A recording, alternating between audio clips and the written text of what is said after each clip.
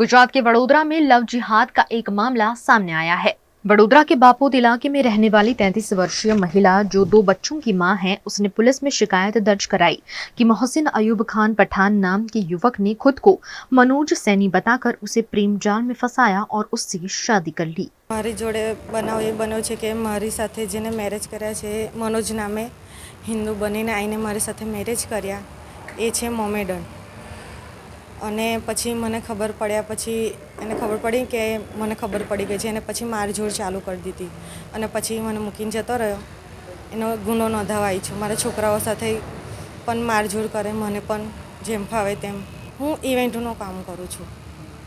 ઇવેન્ટના કામમાં અમે મળ્યા હતા. સ્ટાર્ટિંગમાં બહુ સારો હતો, પછી મને ખબર પડી ગઈ ને પછી એમને ખબર પડી કે મને ખબર પડી છે તો પછી એમને મારી જોડે મારઝૂડ ને એવું બધું ચાલુ કરી દીધું. મારા છોકરાઓ સાથે પણ એવું ને મારી જોડે પણ એવું. પછી બહુ સહન કર્યું. પછી આ તો એના ઘરે જતો રહ્યો તો હવે મેં કીધું કેસ કરવા જાઉં છું તો એની બૈરી જોડે મળીને મને ધમકી આલે છે મારી નાખવાની. તો પછી સાહેબ મારા છોકરા છે નાના નાના, મારે તો કરવી પડે ને કમ્પ્લેન પોતાની સુરક્ષા માટે. એ તાંદલજામાં રહે છે, નૂરજા પાર્કમાં B100 ઘર નંબર છે અને એની સરકારી જોબ છે રેલવેમાં 50,000ની સેલરી છે.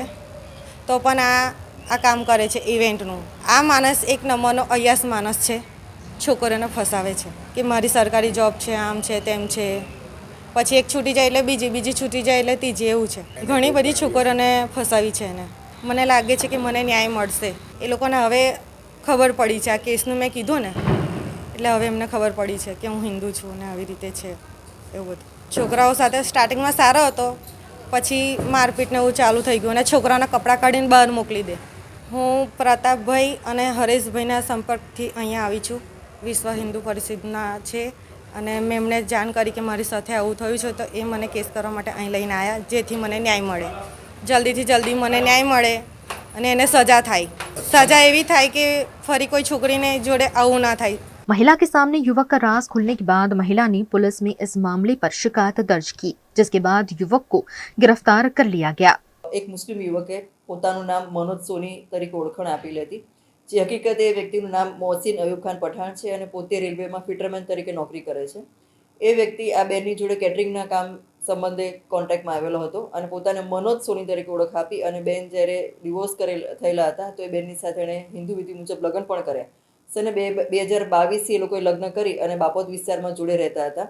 બેનને જાન્યુઆરી મહિનાની 14મી તારીખે ખબર પડી કે આ વ્યક્તિ ખરેખર તો મુસ્લિમ છે અને હિન્દુ નથી. ત્યારે બેને પ્રતિકાર કર્યો તો એ વ્યક્તિએ બેનને મારઝૂડ કરવાનું શરૂ કરી. એમના બાળકોને પણ કીધું કે એને મારી નાખશે અને બેનને અને બાળકોને મુસ્લિમ ધર્મ અંગીકાર કરવા માટે ખૂબ દબાણ કરવામાં આવ્યું અને એમને પરેશાન પણ કરવામાં આવ્યા. જેથી કંટાળી અને હિંમત એકત્ર કરી અને બેન પોલીસ સ્ટેશન આવેલા અને એમની બેનની ફરિયાદ દાખલ કરવામાં આવેલી છે અને સાથોસાથ આરોપીને પણ અટક કરી લેવામાં આવેલો છે. આ વ્યક્તિએ બેનનું શારીરિક અને આર્થિક શોષણ પણ કરેલું છે. બેનને ઉજ્જવલ ફાઇનાન્સમાંથી બેનના નામે લોન લીધેલી છે 90,000ની, જેના અને તેમજ TVS વિક્ટર પણ લીધેલું છે, જેના હપ્તા બેન પોતે ભરે છે. ઉપરાંત 1 લાખ રૂપિયા પણ બેનની જોડેથી એણે લીધેલા છે. આમ આ વ્યક્તિએ પોતે મુસ્લિમ હોવા છતાં હિન્દુની ઓળખ આપી અને બેનની સાથે લગ્ન કરેલા છે અને જે રેલવેમાં સરકારી નોકરી કરે છે, જેને અટક કરી અને કાયદેસરની કાર્યવાહી કરવામાં આવી રહી છે. આ બાબતે હું જરૂર એવું કહીશ કે જેની સાથે પણ તમે લગ્ન કરો અથવા તો કોઈ પણ રીતે તમે જોડાવા માંગતા હો તો તમે ચોક્કસપણે એની જે કંઈ ઓળખ છે એની પૂરી ખાતરી કરીને તમે એની સાથે આગળ વધો, કારણ કે આવા ઘણા બધા કિસ્સા બનતા હોય છે.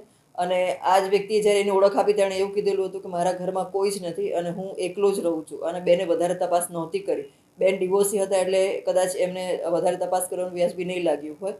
પરંતુ આ બાબતે કોઈએ પણ હવે પછી આ એક આપણા માટે એક એવો કિસ્સો આપણી સામે આવ્યો છે કે જેમાં અંધવિશ્વાસ ન મૂકી અને તેમજ પૂરી ખાતરી કરીને જ પછી આપણે આગળ વધવું જોઈએ.